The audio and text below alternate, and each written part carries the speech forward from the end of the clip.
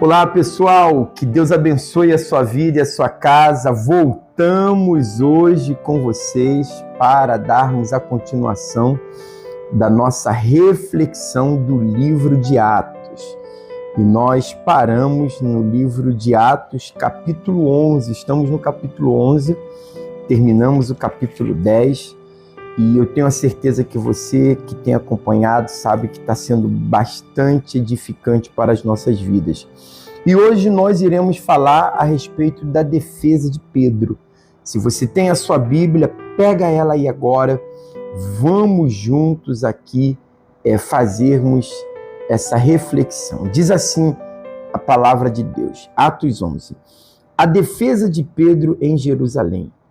Ouviram os apóstolos e os irmãos que estavam na Judéia, que também os gentios tinham recebido a palavra de Deus. Você se lembra que no último capítulo que nós deixamos aqui, que é o 10, que falamos a respeito de Cornélio, que ele havia recebido juntamente com toda a sua casa o Espírito Santo, e como Pedro ficou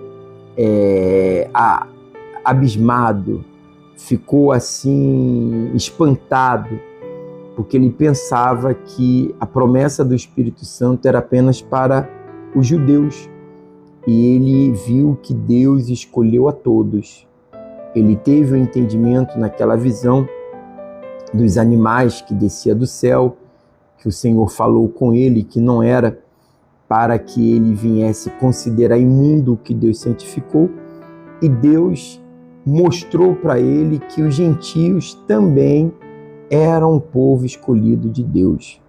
Então, aqui nós vamos dar continuação, mostrando, qual foi o procedimento deles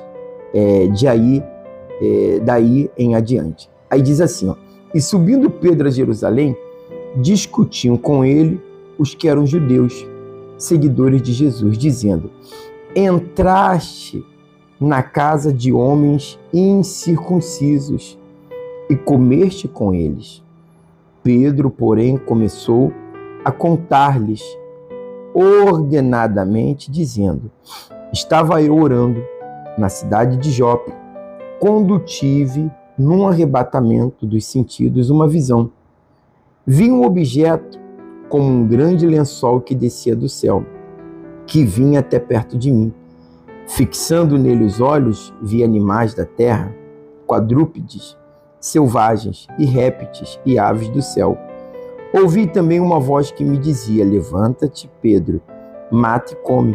Eu, porém, respondi, de maneira nenhuma, Senhor. Nunca em minha boca entrou coisa alguma impura ou imunda.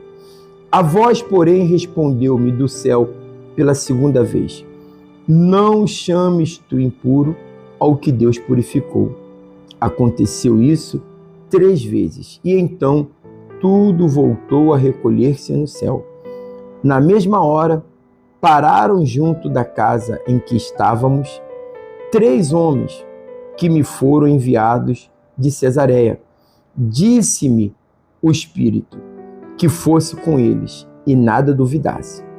Também estes 6 irmãos foram comigo e entramos na casa daquele homem e ele nos contou como vira em pé um anjo em sua casa, o qual dissera, envia homens a Jope e manda chamar Simão, que tem por sobrenome Pedro, que te dirá palavras pelas quais serás salvo tu e toda a tua casa. Quando comecei a falar, desceu sobre eles o Espírito Santo, como também sobre nós no princípio. Lembrei-me então de que o Senhor dissera, João certamente batizou com água, mas vós sereis batizados com o Espírito Santo. Portanto, se Deus lhes deu o mesmo dom que a nós, quando cremos no Senhor Jesus Cristo, quem era eu para que pudesse resistir a Deus? Ouvindo eles essas coisas, acalmaram acalmaram-se e glorificavam a Deus, dizendo: na verdade, até aos gentios Deus concede o arrependimento para a vida. Olha que legal, né, pessoal? E o que a gente vê aqui? Como a igreja estava começando, os apóstolos eram inexperientes e eles ainda estavam tendo muitas experiências com Deus. E essa experiência aqui, sabe, marcou eles. Por quê? Eles pensavam que eles eram os únicos escolhidos. Mas quando o Espírito Santo, que foi derramado sobre os gentios, como Pedro relatou aqui, João certamente batizou com água, mas vós sereis batizados com o Espírito Santo. Então, João batiza com água, mas Deus dará para vocês o Espírito Santo. E Deus só dá o Espírito dele para quem é dele. Você veja que o Espírito Santo, ele está à disposição de todos, mas de todos aqueles que o busca de todo o coração, que coloca ele acima de todas as coisas. Veja bem, o Espírito Santo está à disposição de todos. Não é para um grupo seleto escolhido, mas ele só se manifesta a todos aqueles que colocam a Deus acima de todas as coisas. Então, por que muitas pessoas ainda não receberam o batismo com o Espírito Santo e só o batismo nas águas? Porque Deus tem visto, talvez, coisas no coração dessa pessoa que não permite ainda a entrada dele. É como que o coração desse ser humano ainda está inclinado, ainda está dividido com outras coisas, mesmo estando ele dentro de uma igreja. Por isso que nós temos falado que estar dentro de uma igreja não representa estar salvo. A pessoa está dentro de uma instituição, A, B ou C, e todos podemos estar dentro de uma instituição. Mas quando você recebe o Espírito Santo, você passa a ser de Deus. Você já não é mais considerado uma pessoa de uma instituição. Agora você está sendo contado com mais um que está tomando posse do reino de Deus. Você lembra que o Senhor Jesus disse: quando vos disserem, lá vem o reino de Deus, não creais. Aqui está o reino de Deus, não creais. Porque o reino de Deus não vem com visível aparência. O reino de Deus estará dentro de vós. E ele falava com respeito ao Espírito, que Deus derramaria sobre aqueles que começasse a colocá-lo acima de todas as coisas. Então não tenha o seu coração dividido. O seu coração não pode estar dividido entre Deus e as coisas desse mundo. O seu coração não pode estar dividido entre Deus e um amor. O seu coração não pode estar dividido entre Deus e, de repente, a sua família, que você carrega muito dentro do seu coração. O seu coração deve ter o primeiro lugar da pessoa do Senhor Jesus. Deus não me condena que eu ame outras coisas, mas não acima dele. Então, olhe para dentro de você, veja de repente o que tem estado acima de Deus e por isso o Espírito dele ainda não foi derramado sobre você. E vamos continuar essa busca, porque o desejo dele é dar o Espírito dele para todos. Aí, vamos continuar no versículo 19? Diz assim: a fundação da igreja em Antioquia. Ora, os que foram dispersos pela perseguição, desencadeada pela morte de Estevão, caminharam até Fenícia, Chipre e Antioquia, não pregando a ninguém a palavra, senão somente aos judeus. Havia, porém, entre eles alguns de Chipre e de Cirene, os quais, entrando em Antioquia, falaram aos gregos, anunciando o Senhor Jesus. A mão do Senhor era com eles e grande número de pessoas creu e se converteu ao Senhor. E chegou a notícia dessas coisas aos ouvidos da igreja em Jerusalém. E enviaram Barnabé a Antioquia. Quando ele chegou e viu a graça de Deus, se alegrou e exortou todos que permanecessem no Senhor com todo o seu coração. Era homem de bem, cheio do Espírito Santo e de fé, e muita gente se uniu ao Senhor.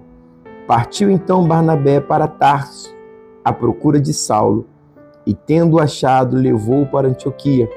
Por um ano inteiro, e se reuniram naquela igreja, e ensinaram muita gente.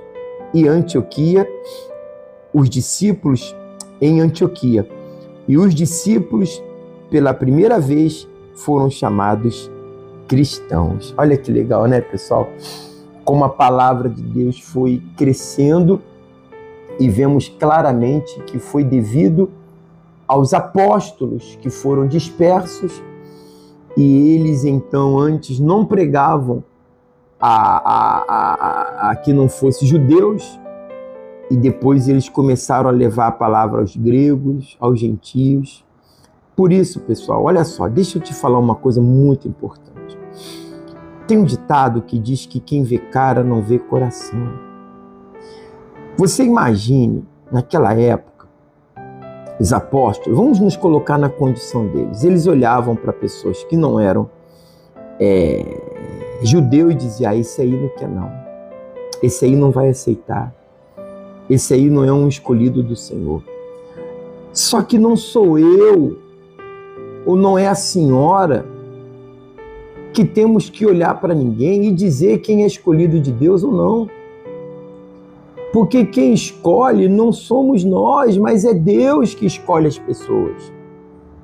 E temos muitos crentes, cristãos, têm essa mania de olhar para as pessoas e dizer: esse aí eu creio que ele não quer não.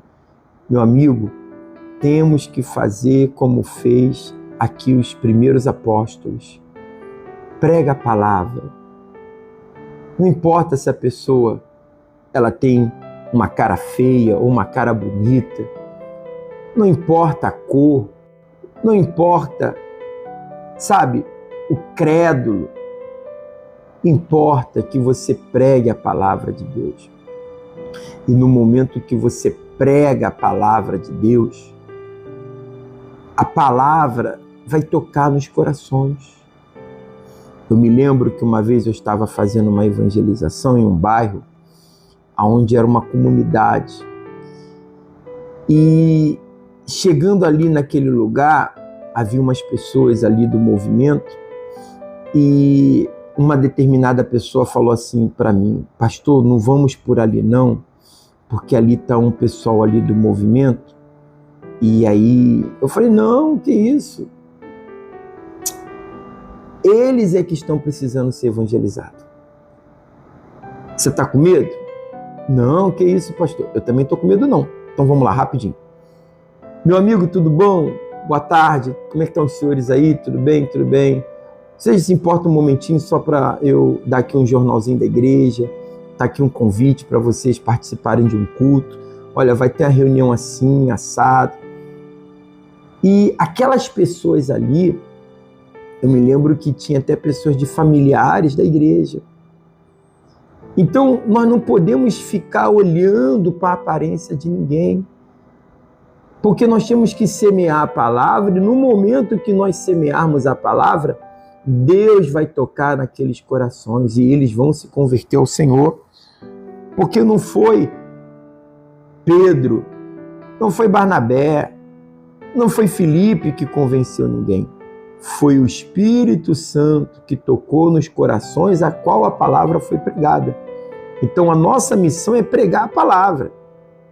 A conversão é Deus que vai tocar nos corações que têm o desejo de mudança. E é Ele que vai fazer a obra. Mas se eu não pregar, como que as pessoas vão se converter? Como que elas vão ter o conhecimento? Se eu olhar para a pessoa e falar: esse aí não quer nada não. Aquele ali tá na droga, não quer nada não. Ah, aquele ali tá em coisa errada, não quer nada não. Nós temos que parar com esse julgamento.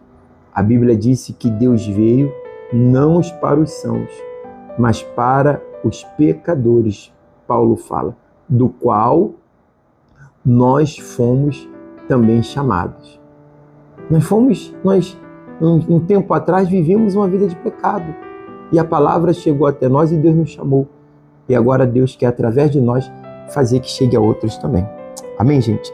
Aí diz aqui, para terminarmos o capítulo 11, Agabo prediz uma fome. Versículo 27. Naqueles dias desceram profetas de Jerusalém para Antioquia. Levantando-se um deles, chamado Ágabo, anunciou pelo Espírito que haveria uma grande fome em todo o mundo, o qual aconteceu no reinado de Cláudio. Os discípulos determinaram mandar, cada um, conforme o que pudesse, socorro aos irmãos que moravam na Judéia. Assim o fizeram, enviando aos presbíteros por mão de Barnabé e de Saulo. Você veja que a igreja era tão unida que até numa notícia, em algo que foi ali revelado, profetizado, eles trataram logo de se unir, mas não permitir que nenhum irmão tivesse uma necessidade. E assim devemos de ser. Esse é o exemplo da igreja do Senhor Jesus, a igreja primitiva, a igreja que o Senhor Jesus pediu para os apóstolos fundarem no nome dele e deu as orientações. E essa continua sendo as orientações para nós nos dias de hoje. Amém, gente? Então, eu vou parar por aqui agora, que é o capítulo 11, e amanhã a gente vamos dar início ao capítulo 12. Tá bom? Então, Deus abençoe a todos e um forte abraço. Não se esqueça de se inscrever no canal e também aperta aí, curte aí. Não custa nada você curtir aí onde está esse joinha.